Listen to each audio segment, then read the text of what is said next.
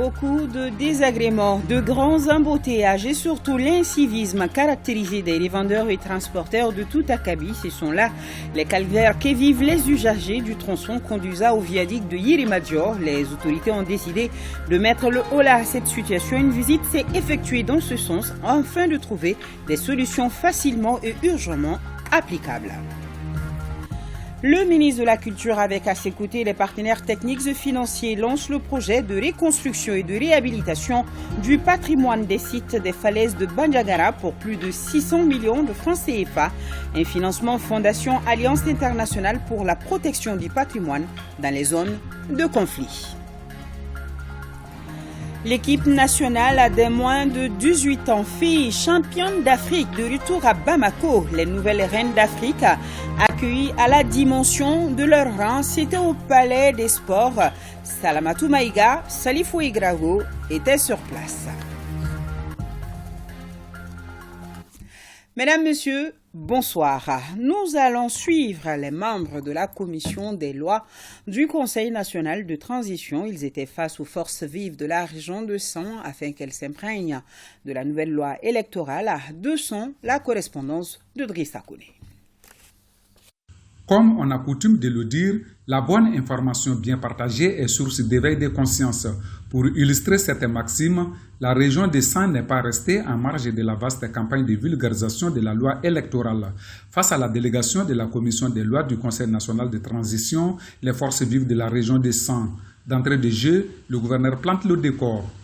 La dissémination dont vous aurez droit aujourd'hui portera certainement sur la présentation de la nouvelle loi électorale, les principales innovations de la loi électorale, la création de l'autorité indépendante de la gestion des élections, la structure des LEJ, la composition du collège des LEJ, la composition des coordinations des LEJ, les attributions des LEJ, les attributions du ministère de l'administration territoriale et de la décentralisation, les modes de scrutin, entre autres. Place ainsi à l'exposition sur le nouvel outil électoral.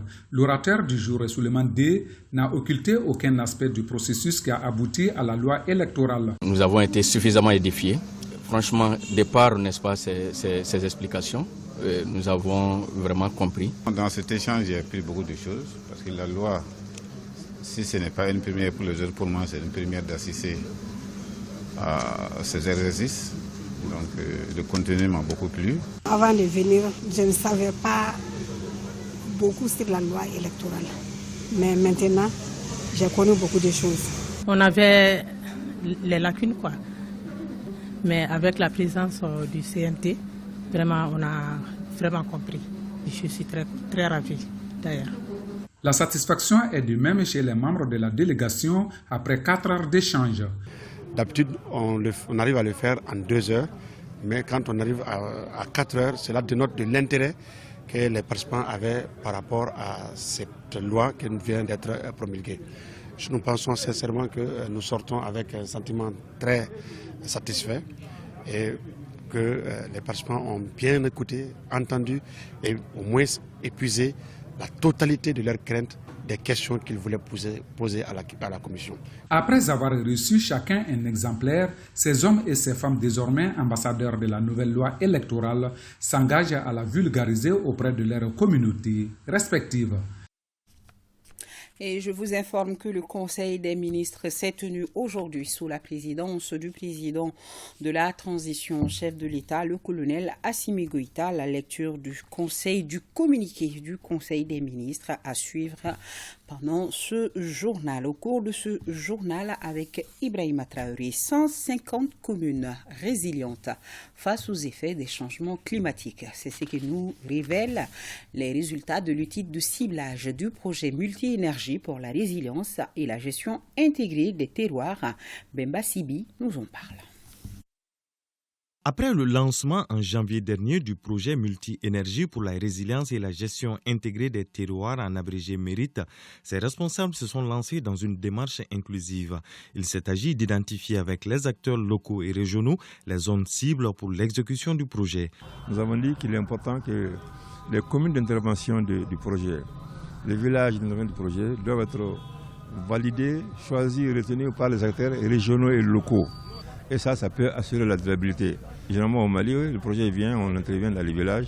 Nous avons dit non, ça, il faut aller par la port d'entrée, c'est demander aux gens, on doit aller où? Suivant les critères qu'on a retenus, l'eau, la pauvreté, la dégradation du sol, souvent ces critères-là, quels sont les villages où on doit travailler pour que les effets du projet soient bien visibles. L'atelier vise à partager ses résultats.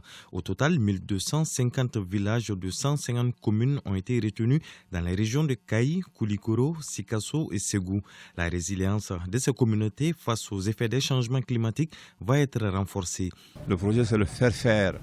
Donc, nous n'avons pas assez d'agents sur le terrain. Nous allons passer par les directions régionales, l'État malien sur le terrain pour travailler dans ces communes qui ont été retenues par ces services régionaux et locaux. Le projet Mérite, qui est issu du projet PAPAM, a un budget de plus de 30 milliards de francs CFA pour une durée d'exécution de 6 ans. À suivre également dans ce journal un extrait de la lettre adressée au président du Conseil de sécurité des Nations Unies par le ministre des Affaires étrangères, Abdoulaye Diop. Wetland International Bureau du Sahel vient de tenir à Bamako un atelier de haut niveau dans le cadre du programme conjoint d'appui à la gestion intégrée des ressources en eau, informer et sensibiliser les décideurs sur les enjeux des services rendus par les écosystèmes du Niger supérieur et du delta intérieur du Niger sont entre autres objectifs visés, nous dit Agibou Koulibaly. Wetland International est active dans le Niger supérieur et le delta intérieur du Niger depuis plusieurs années. Elle a beaucoup contribué à la conception du programme de développement durable du delta intérieur du Niger. L'outil de prédiction des inondations dans le delta intérieur du Niger qui permet de prédire avec beaucoup de précision le niveau de l'inondation, la profondeur, l'étendue de l'inondation, ce qui permet aux usagers des ressources en eau, que ce soit les agriculteurs, les éleveurs et les pêcheurs, de bien s'ajuster par rapport à la saison des pluies. D'autres outils comme l'Observatoire du Niger supérieur et du delta intérieur du Niger permettent de suivre des indicateurs par rapport à la pollution, par rapport à la composition de l'eau, la pureté de l'eau, par rapport aussi aux écosystèmes qui sont tout autour du fleuve Niger. Donc ça, c'est des outils très précieux pour le Mali, qui est un pays sahélien. Dans le cadre de nos missions, en collaboration avec Wetland International, nous avons développé l'outil qu'on appelle l'Opidine. L'Opidine, c'est l'outil de prédiction des inondations dans les deltas intérieurs du Niger, qui donne des niveaux d'eau pendant toute la saison d'hivernage. Et cela déjà a un impact très positif dans tous les secteurs. Les outils d'aide à la décision pour la gestion intégrée des ressources en eau GIR dans le contexte des changements climatiques permettent aux administrateurs de maîtriser tout le contour de ces mécanismes. Les représentants de l'État, de par leurs fonctions, coordonnent les actions du gouvernement. Maintenant, s'appuyer sur les représentants de l'État pour un tel projet est vraiment à se lier et à encourager. Nous allons accompagner et soutenir et l'intégrer, suivre si possible, en tout cas contribuer à son évaluation. Pour les initiateurs, au sortir de cet atelier de haut niveau, des recommandations et engagements seront pris par les décideurs pour une bonne gestion intégrée des ressources naturelles en général et de l'eau en particulier en Guinée et au Mali. Et dans ce communiqué, le ministre de l'Éducation nationale informe les candidats, les parents d'élèves, les partenaires de l'école, ainsi que l'opinion publique nationale que les résultats du baccalauréat de la session de juillet 2022 seront proclamés ce jeudi 18 août 2022 à 16h précises. Ils seront disponibles dans toutes les académies d'enseignement et les établissements d'enseignement secondaire. Toute publication, même partielle, des 10 résultats avant la date et l'heure ci-dessus indiquée sera sanctionnée conformément à la réglementation en vigueur. Suivons à présent Aoulusseini Touré sur le tronçon conduisant au viaduc de Yirimadjo. Aujourd'hui, les autorités routières, sécuritaires, syndicales et communales voulaient constater les désagréments causés par les revendeurs ou autres transporteurs qui prennent en otage le tronçon de manière incivique. Reportage. La Tour de l'Afrique, point de départ du nouveau tronçon passant par le nouvel échangeur jusqu'au rond-point de Ouara Sirafara, Ce tronçon qui attend encore sa remise officielle fait l'objet d'occupations anarchiques de la part des revendeurs, des petits métiers et surtout des transporteurs en commun. Le département en charge des transports entend privilégier la sensibilisation. Nous constatons en fait une occupation irrégulière, anarchique des emprises et des dépendances de la route, notamment la chaussée, les trottoirs, les pistes cyclables par différents usagers. Des fortes recommandations sont sorties de cette visite-là. Étant donné que tous les services sont représentés, donc nous avons échangé, il y a eu beaucoup de propositions. Donc nous avons travaillé sur ces propositions-là et puis adopté vraiment des mesures fortes. Accusé de donner l'autorisation aux occupants, la mairie se défend et réitère son appel au respect de l'arrêté interministériel.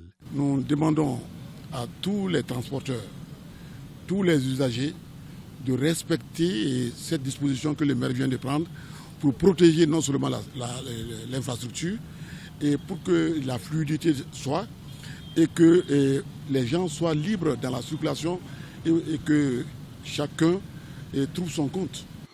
Quant aux syndicats, ils adhèrent totalement à cette décision et promettent de sensibiliser leurs adhérents pour une prise de conscience.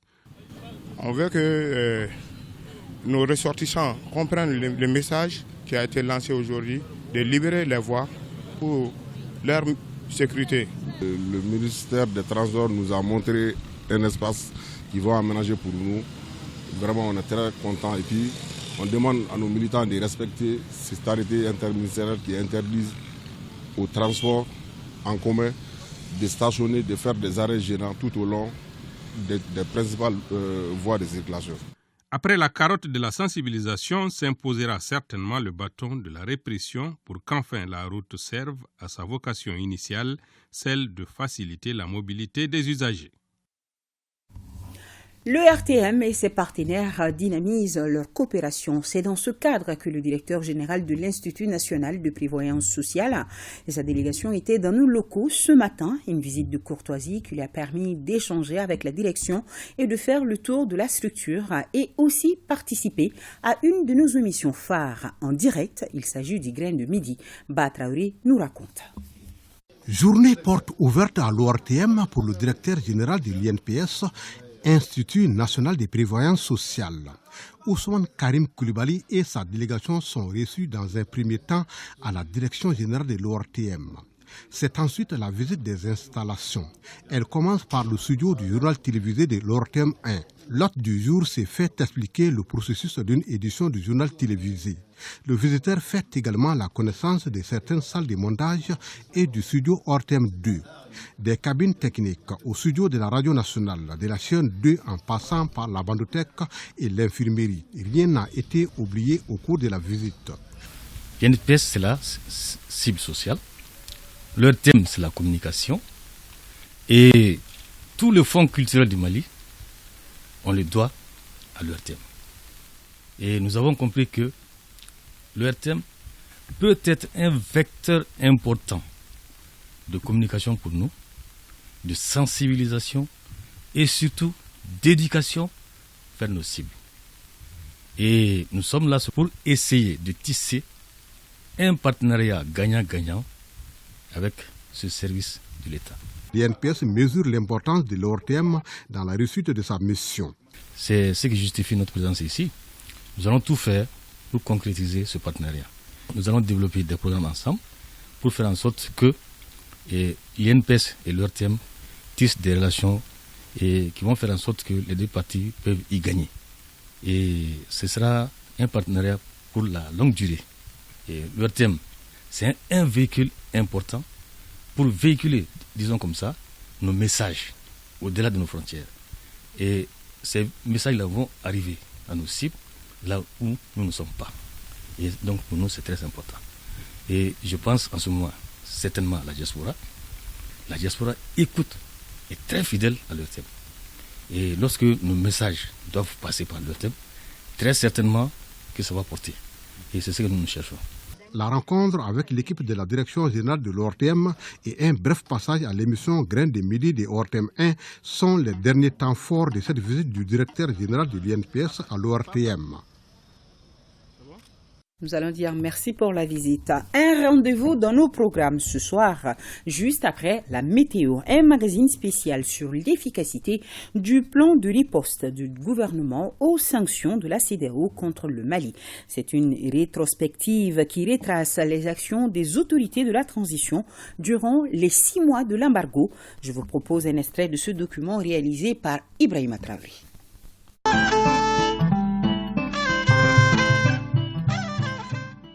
Réunis à Accra, au Ghana, le 9 janvier 2022, les chefs d'État et de gouvernement de la CEDEAO et de l'UEMOA décident de mettre le Mali sous embargo. Le gouvernement du Mali condamne énergiquement ces sanctions illégales et illégitimes prises à la fois par l'UEMOA et la CEDEAO.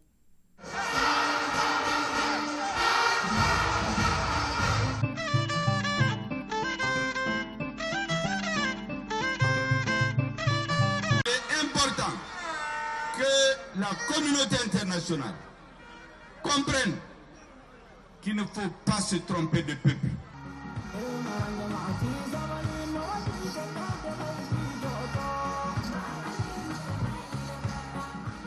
Il faut continuer à se concerter entre nos chefs d'État, mais également avec les autorités de transition, parce que ce sont des situations transitoires qui devront passer. Et nous sommes obligés de travailler, de discuter avec ceux qui sont aux commandes en ce moment. En dépit du contexte difficile marqué par une crise multiforme, les Maliens, à l'appel des autorités de la transition, ont su résister à l'embargo et prouver aux yeux du monde que la résilience est malienne. Une résilience saluée par le chef de l'État dans une adresse à la nation.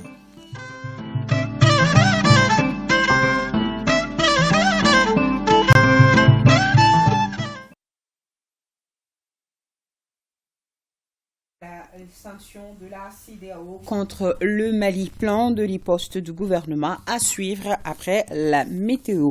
Un document réalisé par Ibrahima Traoré. Ibrahima Traoré qui vient de me rejoindre dans ce studio. Bonsoir Ibrahima. Bonsoir Nyanya. Alors vous êtes là pour la lecture du communiqué du Conseil des ministres qui s'est réuni en session ordinaire ce mercredi dans sa salle de délibération au palais de Koulouba. C'était sous la présidence du colonel Assimi Goïta, président de la transition, chef de l'État. C'est à vous Ibrahima. Oui, d'abord au chapitre 1 des mesures législatives et réglementaires 1. Sur le rapport du ministre de la Défense et des anciens combattants, le Conseil des ministres a adopté un projet de décret fixant l'organisation et les modalités de fonctionnement de la direction de la sécurité militaire. La direction de la sécurité militaire a été créée par la loi numéro 95-038 du 20 avril 1995 avec pour mission d'élaborer et de mettre en œuvre les éléments de la politique nationale en matière de renseignement militaire. La restructuration en cours des forces armées a révélé l'impérieuse nécessité de relire le décret fixant son organisation et ses modalités de fonctionnement. Le projet de décret adopté apporte des innovations parmi lesquelles on peut citer la mise en place de sous-directions chargées des ressources humaines, du renseignement militaire, de la contre-ingérence, de l'analyse documentation, des finances et logistiques, la mise en place d'une structure en charge de la coopération avec les services étrangers dans le cadre d'un partenariat transsaharien de lutte contre le terrorisme, la création d'une école du renseignement assurant la pérennité de la fonction renseignement, la séparation des domaines du renseignement d'intérêt militaire et de la contre-ingérence. Cette nouvelle organisation permettra de mieux coordonner les activités de renseignement avec les forces armées et de sécurité ainsi que les corps paramilitaires et de répondre aux défis sécuritaires. 2. Sur le rapport du ministre de l'Économie et des Finances, le Conseil des ministres a adopté un projet de loi portant modification de la loi numéro 2021-071 du 23 décembre 2021 portant loi de finances pour l'exercice 2022. Le présent projet de loi modifie la loi de finances pour l'exercice 2022 pour tenir compte du ralentissement de l'activité économique et de la baisse des recettes fiscales suite aux sanctions économiques et financières imposées à notre pays par la CEDEAO et l'UEMOA de la hausse des prix dus aux perturbations dans le fonctionnement de l'économie sur le plan international et national. La modification des recettes budgétaires porte sur l'inscription de recettes additionnelles d'un montant de 41 milliards 715 millions de francs CFA et la diminution de la prévision initiale des recettes fiscales d'un montant de 189 milliards 996 millions de francs CFA.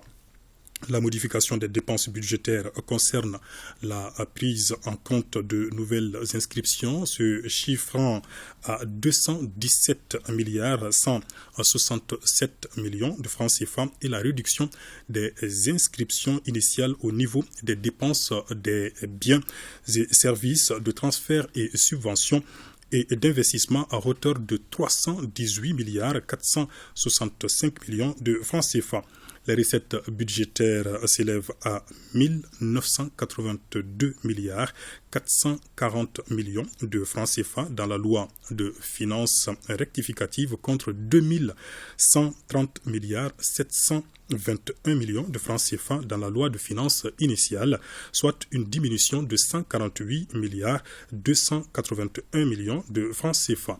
Les dépenses se chiffrent à 2647 milliards 28 millions de francs CFA dans la loi de finances rectificative contre 2748 milliards 285 millions de francs CFA dans la loi de finances initiale, soit une diminution de 101 milliards 257 millions de francs CFA. La loi de finances rectifiée dégage un déficit prévisionnel de 664 milliards 588 millions de francs CFA contre 617 milliards à 564 millions de francs CFA dans la loi de finances initiale, soit une hausse de 47 milliards 24 millions de francs CFA. B. Des projets de texte relatifs à la création et à l'organisation, aux modalités de fonctionnement et au cadre organique de la loi de la Direction générale des douanes. La Direction générale des douanes a été créée par l'ordonnance numéro 90-58 PRM du 10 octobre 1990 avec pour mission d'élaborer les éléments de la politique douanière et de veiller à sa mise en œuvre. L'évolution du contexte sécuritaire, économique et environnemental impose à la Direction générale des douanes une nouvelle configuration pour faire face aux multiples défis. Les projets de texte adoptés apportent des innovations parmi lesquelles on peut citer la création du centre d'expertise technique, la création d'une direction du renseignement et de la lutte contre la fraude, le renforcement de la direction des contrôles au pré-après dédouanement, la prise en compte des nouvelles technologies de l'information et de la communication à travers la création de la direction des systèmes d'information conformément aux standards internationaux, la scission de la direction de l'administration des ressources humaines, des finances et du matériel en direction de l'administration et du personnel et en direction des finances et de la logistique. Le redimensionnement des attributions du bureau de contrôle interne avec la prise en charge de l'aspect audit dans les contrôles. Il vise également à doter la Direction générale des douanes pour les 5 prochaines années en personnel conformément à la nouvelle réorganisation. 3. Sur le rapport du ministre de la Santé et du Développement social, le Conseil des ministres a adopté A. Un projet de décret déclarant pupille de l'État en République du Mali. B. Un projet de décret déclarant pupille de la Nation en République du Mali. La loi numéro 2016-058 du 27 décembre 2016 institue les pupilles de la Nation et les pupilles de l'État en République du Mali et fixe les conditions à remplir pour l'enfant mineur pour bénéficier du statut de pupille.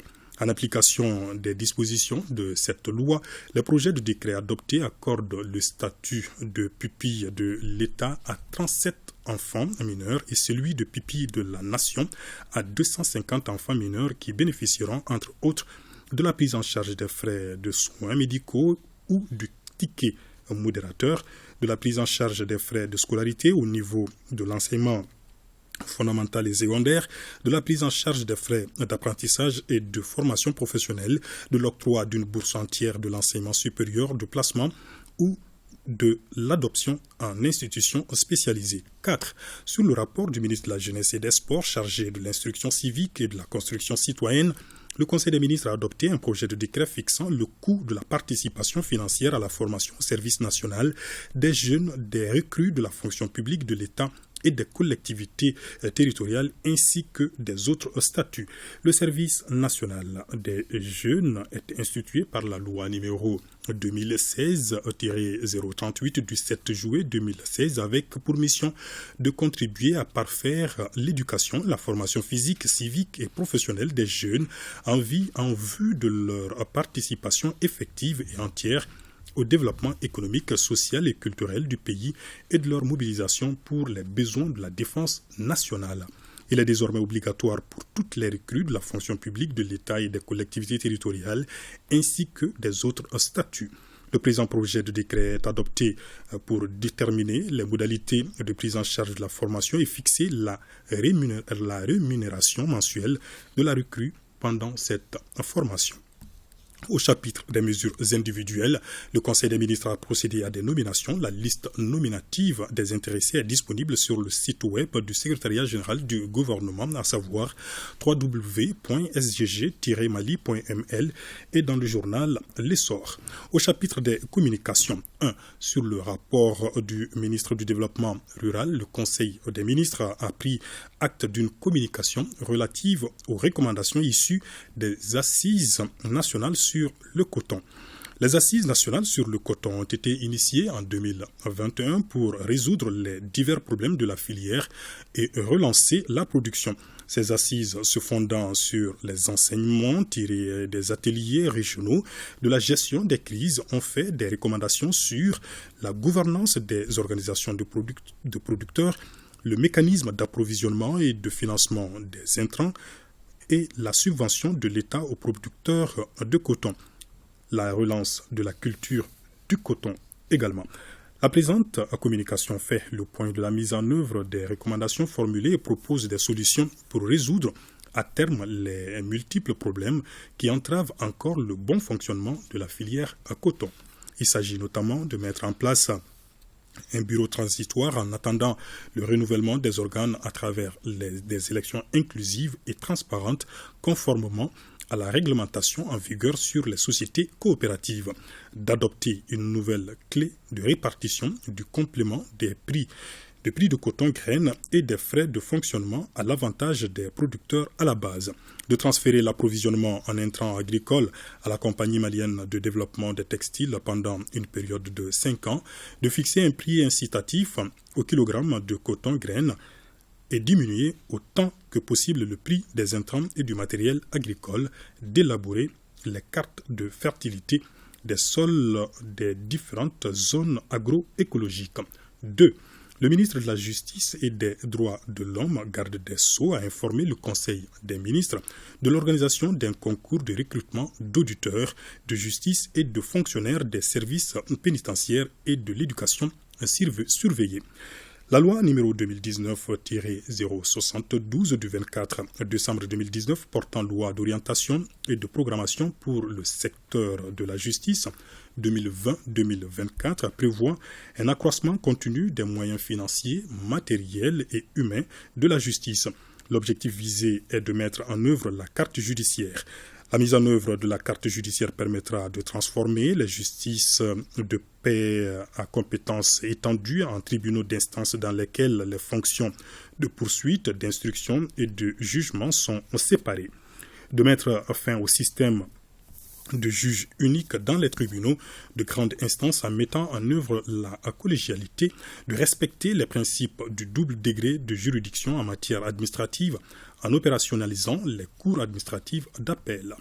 Afin de faire face à ces défis, le ministère de la Justice et des Droits de l'Homme prévoit le recrutement de 100 auditeurs de justice, dont 80 de l'ordre judiciaire et 20 de l'ordre administratif, et de 150 fonctionnaires des services pénitentiaires et de l'éducation surveillée.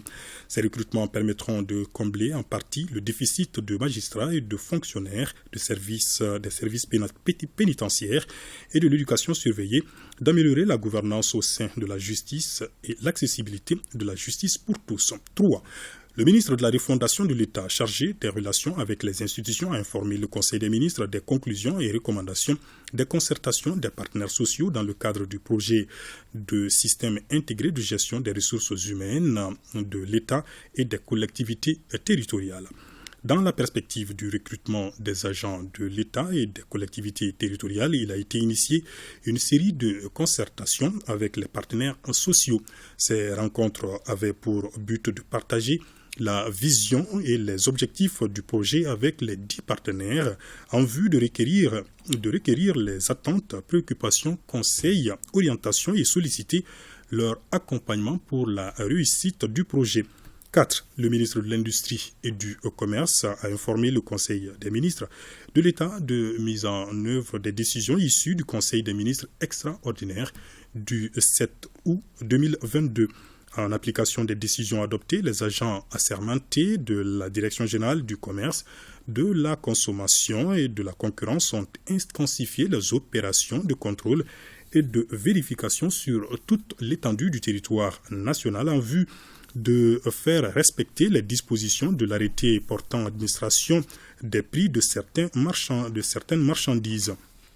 Pour cela, des équipes de brigades économiques appuyées par des forces de sécurité ont effectué des sorties à Bamako. Au niveau des capitales régionales et des services subrégionaux, des équipes de contrôle sont également déployées. Le renforcement du dispositif de contrôle a permis d'empêcher la rétention injustifiée des stocks de produits subventionnés, de faciliter le ravitaillement des détaillants, de rendre accessible le sucre au prix subventionné au niveau de plusieurs points de vente. Les manquements constatés à l'aide de procès-verbaux sont sanctionnés conformément au texte régissant le commerce. 5. Le ministre de la Santé et du Développement social a informé le Conseil des ministres de l'évolution de la maladie à coronavirus marquée par une augmentation du nombre de cas testés positifs par rapport à la semaine précédente. Et le président de la transition, chef de l'État, a appelé la population au respect strict des mesures de prévention et de lutte contre la maladie. Voilà, Yaya Alou Traoré, ce qu'on pouvait retenir donc du contenu du Conseil des ministres tenu ce mercredi. Merci beaucoup Ibrahima Traoré, et je vais rappeler encore une fois que vous avez rendez-vous avec nos téléspectateurs avec ce magazine Sanctions de la CEDEAO contre le Mali, plan de riposte du gouvernement à suivre après la météo. Merci. Je vous propose de suivre quelques points saillants de la lettre adressée au président du Conseil de sécurité des Nations Unies par le ministre des Affaires étrangères. Abdoulaye Diop dénonce vigoureusement, je cite, des actes graves de la France qui sont de nature à porter atteinte à la paix et à la sécurité internationale. Garibou Pérou pour la lecture. Depuis plusieurs mois, il nous a été donné de constater des violations répétitives et fréquentes de l'espace aérien malien par les forces françaises en y faisant voler des vecteurs aériens tels que des drones, des hélicoptères militaires et des avions de chasse sans autorisation des autorités maliennes. Tout au long du processus de transfert aux autorités maliennes de l'aérodrome de Gao et de l'espace aérien du Nord, depuis l'annonce du retrait de Barkhane, les aéronefs militaires maliens ont fait l'objet d'entraves régulières par des manœuvres retardatrices visant à réduire leur efficacité et à rallonger leur délai de réaction. Le gouvernement du Mali dispose de plusieurs éléments de preuve que ces violations flagrantes de l'espace aérien malien ont servi à la France pour collecter des renseignements au profit des groupes terroristes opérant dans le Sahel et pour leur larguer des armes et des munitions. Aussi, il convient de rappeler que c'est en raison de suspicions de manœuvres de déstabilisation de la France que le gouvernement du Mali s'est conformément opposé à la demande de soutien aérien de la France au profit de l'aménagement afin que la France ne se serve pas de la mission onusienne comme prétexte pour mener des opérations subversives visant à fragiliser davantage le Mali et la région du Sahel. Au regard du droit international, le gouvernement du Mali estime que ces actes de la France constituent une agression qui est définie selon la résolution 3314-29 de l'Assemblée générale des Nations unies du 14 décembre 1974 comme l'emploi de la force armée par un État contre la souveraineté, l'intégrité territoriale ou l'indépendance l'indépendance politique d'un autre État ou toute autre manière incompatible avec la Charte des Nations Unies.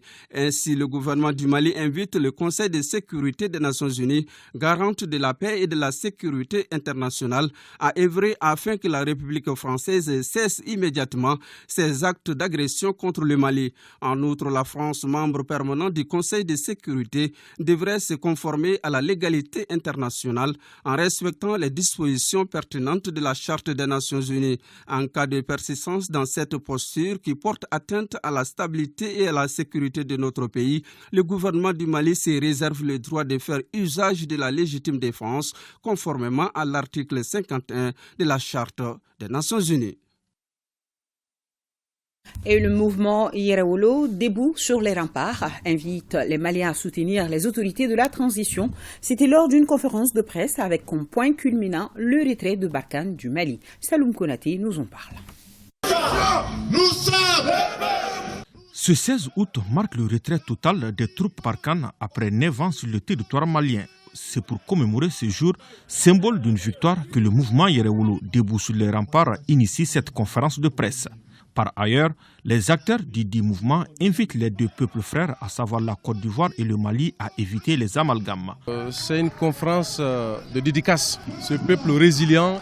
Et donc, après le départ de la France, nous avons tenu cette conférence pour saluer vraiment les courages que le peuple malien a fourni pour exiger ce départ. Et ça, c'est d'une part.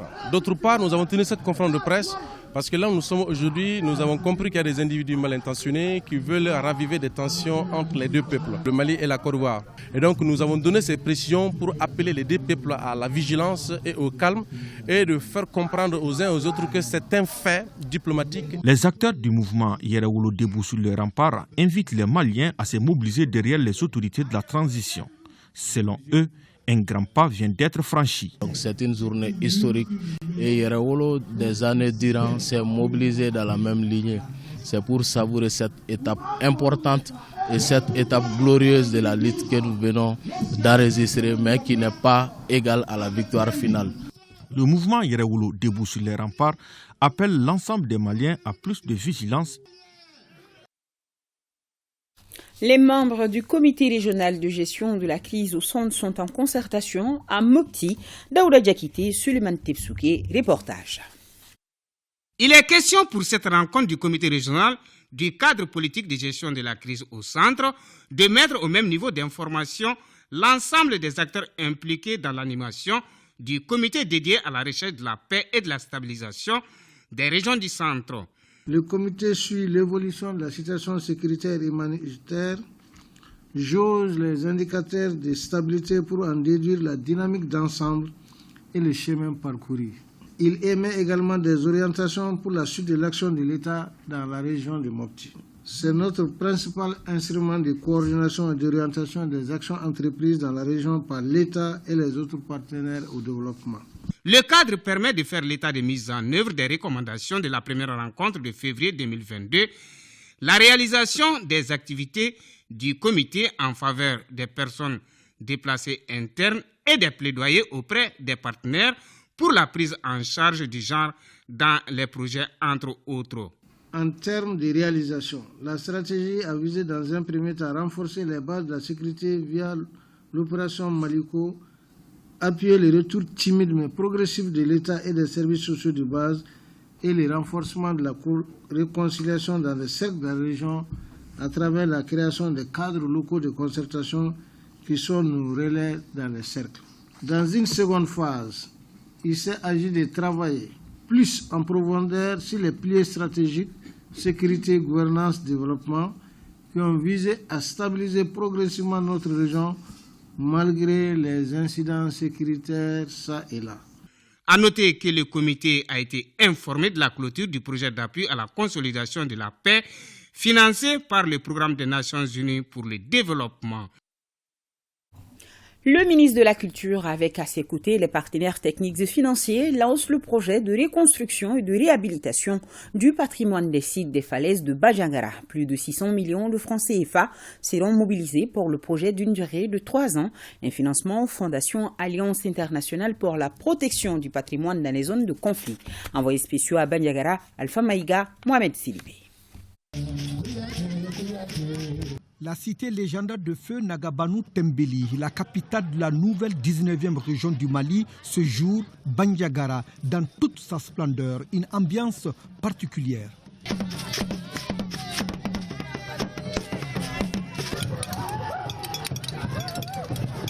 Ce geste du ministre donne droit à 20 tonnes de vivres destinés aux populations et du coup marque le lancement d'un projet. Il s'agit du projet reconstruction et réhabilitation du patrimoine des sites des falaises de Bandiagara. Plus de 600 millions de francs CFA, c'est le montant qui sera investi par les partenaires techniques et financiers sur une durée de 3 ans. Ce projet ambitionne le renforcement des capacités des acteurs par la mise en place des chantiers écoles dans chacun des villages bénéficiaires, la réhabilitation et la reconstruction d'environ 125 maisons et de 125 greniers, mâles et femelles, dans les localités de Ouassagou, Peul, Sobanda, Tegourou et Domolo. La reconstruction d'environ 8 togoulans. La collecte, l'inventaire des objets culturels pour la création d'une collection d'objets rituels.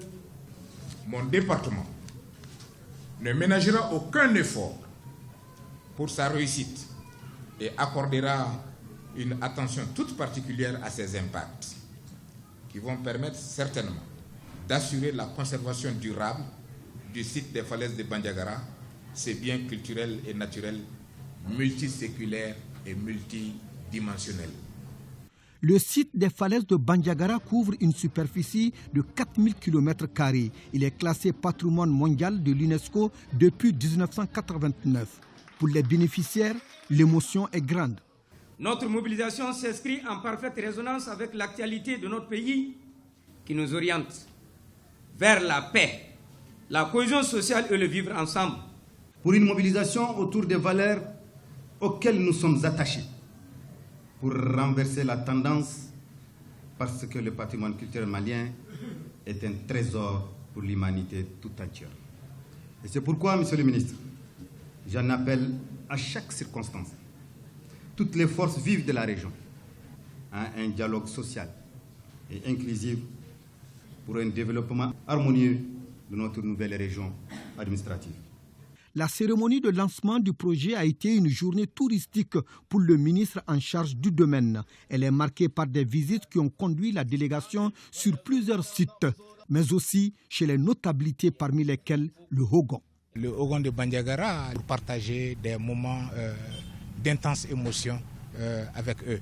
Et nous avons saisi l'occasion pour demander beaucoup de bénédictions pour le pays. Beaucoup d'autres coins, notamment le centre de l'artisanat de Bandiagara, où vous avez vu une belle animation culturelle au palais Agiboutal, un palais multiséculaire qui résume en lui une très grande partie de l'histoire de Bandiagara. Plusieurs cadeaux ont été distribués, dont le présent offert par le jeune Seydou Nango, artisan, au président de la transition, le colonel Assimi Goïta, pour les nombreux efforts consentis. Une soirée dînatoire au rythme de Gambari, un souvenir qui nous fait plonger tout simplement dans la belle époque de la biennale artistique et culturelle du Mali.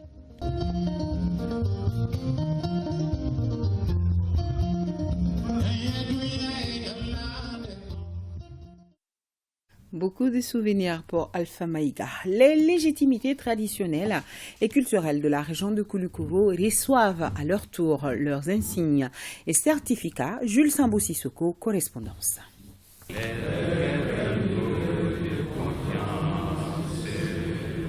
L'hymne national du Mali et la minute de silence à la mémoire de toutes les victimes civiles et militaires tombées sur le champ d'honneur ont été respectés à l'entame de cette cérémonie qui consacre la valorisation par des attributs des légitimités traditionnelles et culturelles de la région de Koulikoro. Les chefs de village et de quartier reçoivent des insignes et des certificats dans l'exercice de leurs fonctions dans le cadre de la refondation de l'État. La rencontre de ce matin est la traduction concrète de la promesse faite par le président de la transition, son Excellence colonel Assimi Goïta, lors de sa rencontre avec les notabilités et légitimités traditionnelles à Bamako.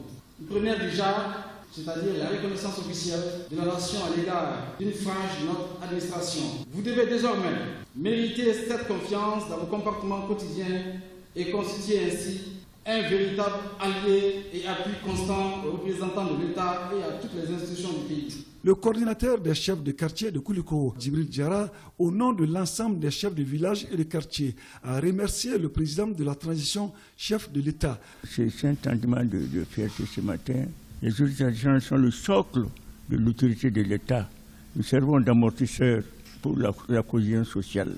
Je voudrais en tout cas remercier vivement le colonel Assimi Goïta, un leadership, un patriote, pur et dur, un panafricain qui fait aujourd'hui la fierté du peuple. Le gouverneur de la région de Koulikoro, le colonel Lamine Kapori Sanogo, a saisi cette opportunité pour faire la restitution de la rencontre des gouverneurs avec le président de la transition. Tous les gouverneurs ont eu à exprimer les besoins, notamment les besoins sécuritaires, les besoins des populations en services sociaux de base et les besoins des circonscriptions administratives. Les projets d'activité prévus courant 2022-2023, allant dans le sens du développement du Mali. Je pense que c'est en cela qu'on peut aller de l'avant. À noter que cette activité de remise des insignes et des certificats va se poursuivre dans les cercles de la région de Koulikoro sous la houlette des préfets et sous-préfets. Allez, ensemble, on fait le point Covid de ce 17 août. 2 cas positifs, 3 guéris, 0 décès. 7 personnes sont sous traitement. Pour vous protéger et protéger les autres, suivez les mesures de prévention et faites-vous vacciner. L'équipe nationale des moins de 18 ans filles, championne d'Afrique de retour à Bamako. Les nouvelles reines d'Afrique accueillies à la dimension de leur rang, c'est au Palais des Sports Salamatou Maïga. Salifou Idrago était sur place. Suivons ensemble. Les reines d'Afrique des moins de 18 ans, trophée en main, médaille d'or au cou et sourire aux lèvres reçoivent les honneurs de la nation. Le ministre en charge du sport a félicité chaleureusement ces jeunes championnes qui ont remporté l'Afro-Basket des moins de 18 ans qui a eu lieu du 4 au 14 août à Madagascar. Elles ont brillamment porté les couleurs de notre pays et ont grandement participé à la promotion de la balle au panier une fois de plus.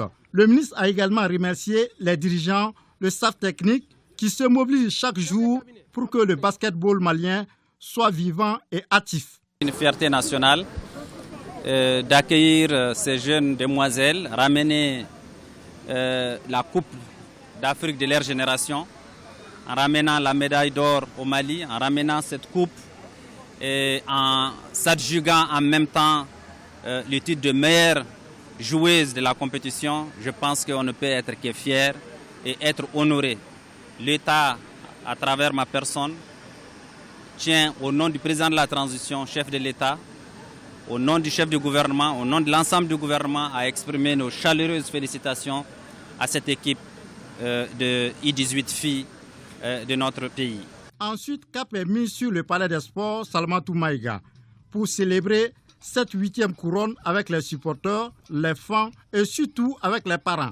C'est avec fierté et honneur que les acteurs ont en retour remercié les autorités maliennes pour leur accompagnement. Avant d'aller, on a demandé les bénédictions pour tous les Maliens. Bon, Dieu a fait qu'on a remporté la coupe. Bon, la coupe, c'est pas pour nous, c'est pour les Mali, c'est pour tout le monde. Donc vraiment, on est content pour tout le monde. Vraiment, on dit félicitations à tous les Maliens. À nos championnes, déjà, toutes nos félicitations, nos encouragements. Et une belle récompense de 10 millions de francs CFA pour toute l'équipe et l'encadrement. Les championnes et leur encadrement auront chacun 5 millions de francs CFA. Et les médailles de bronze et leur staff vont toucher 1 million de francs CFA. Le prochain objectif pour le sélectionneur Sori Diakité et ses joueuses est d'atteindre au moins la finale du Mondial 2023 des moins de 19 ans en Espagne.